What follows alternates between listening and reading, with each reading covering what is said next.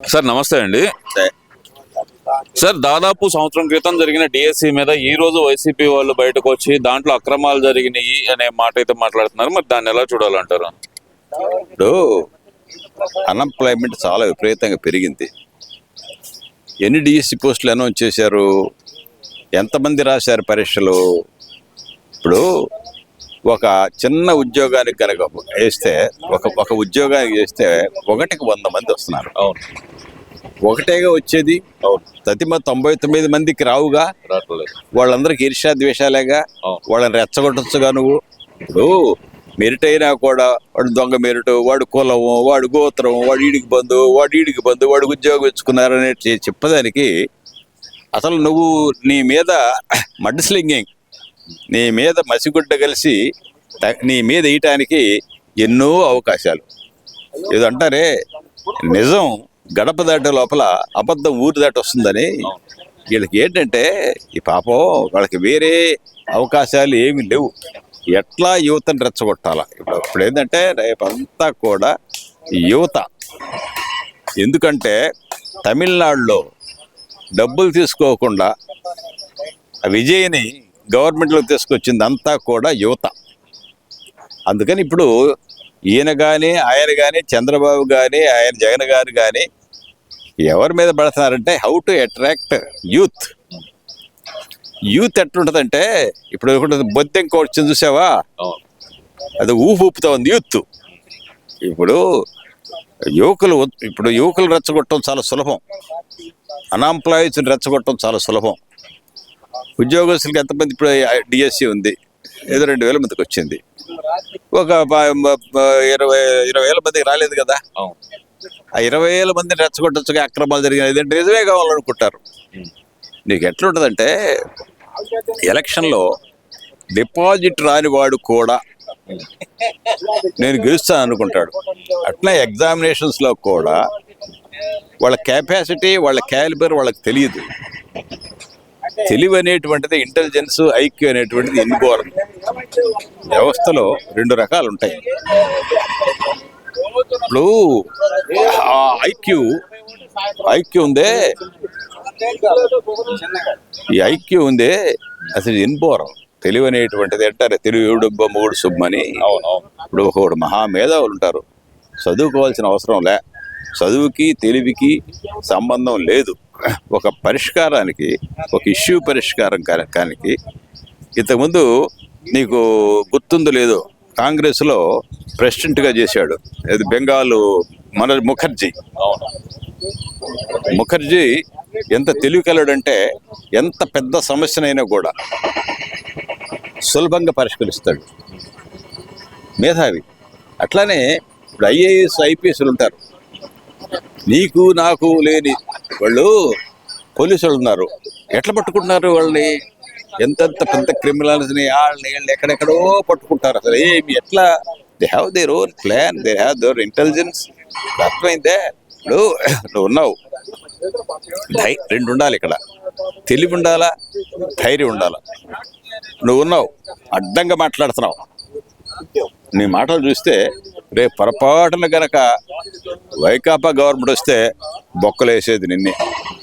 కాకపోతే ఏంటంటే నువ్వు తెగబడుతున్నావు, తెగబడ్డాడు ఎవడేం చేయలేడు. ఇప్పుడు అట్లానే వైకాపా వాళ్ళు ఇప్పుడు రేపు తెగబడతారు. రేపు ఇంకా కూడా చెప్తాను నీకు, ఈ లోకల్ బాడీ ఎలక్షన్స్లో పోయినసారి వాళ్ళు ఎట్లా చేశారు? అసలు ఎక్కడ నామినేషన్స్ కూడా వేయనీలా. అంటే ఇప్పుడు ఆయన అంటున్నాడుగా ఒక్కటి కూడా ఏకగ్రీవం కావడానికి వీల్లేదని చెప్పి జగన్మోహన్ రెడ్డి గారు ఇచ్చే స్టేట్మెంట్. మరి దాన్ని ఎలా చూడాలి? అదే చెప్తాను నీకు. టిట్ ఫర్ ట్యాట్ అని నువ్వేం చేసావు? ఇంతకుముందు నువ్వేం చేసావు? నువ్వు ఎట్లా చేసావు? నువ్వు మాచర్ల ఒక్క నామినేషన్ వేయలేదుగా. అవును, వాళ్ళ బ్రదర్స్, వాళ్ళు పిన్నెల్ బ్రదర్స్. ఇప్పుడు ఎందుకైనా ఈడు మాత్రం అదే చేస్తాడుగా. ఇప్పుడు ఇది కూడా నేను చెప్పేది నువ్వు, కర్ర ఎదంటారే, కర్ర 7 చేతులు ఉంటే బర్రె వాడిదని. అవును, అట్లానే పవర్ 7 చేతుల్లో ఉంటే రాజ్యం వాడిదే. ప్రజలు కూడా, ఎందుకు అంటే వ్యవస్థ అంతా కూడా రాజ్యం. నీకు చిన్న ఉదాహరణయా, కేరళ సీఎం ఉన్నాడు, అద్దెంట్లో ఉంటాడు, విజయన్. వాడి మీద ఈడీ వాళ్ళు పోయారు.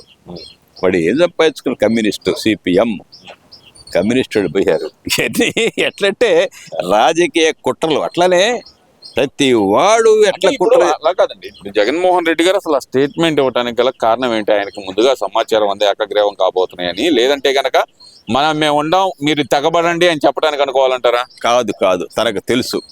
ఎందుకంటే కేడర్ అంతా నిర్వీర్యం అయిపోయింది. నాకు తెలుసు. ఊళ్ళల్లో చిన్న ఉదాహరణ, పంచాయతీ సర్పంచ్ కావాలంటే 50 లక్షలు ఖర్చు పెట్టాల్సిందే. ఖర్చు పెట్టినా కూడా జనం ఎట్టున్నారంటే ప్రభుత్వం ఎటుంటే అటు వాళ్తారు. అవకాశాలు ఏం చేస్తారు? వీళ్ళు బెదిరిస్తారు. నీకు పెన్షన్ తీసేస్తాము, నీ అది తీసేస్తాను, ఇది చేస్తా, డ్యామ్ డెమ్ని బెదిరిస్తారు వీళ్ళు. ఎవరు? పవర్లో ఉన్నాడు. వాళ్ళు చేసింది అదేగా. పోయినసారి వైకాపా వాళ్ళు ఎట్లా వచ్చే పవర్లోకి వచ్చారు?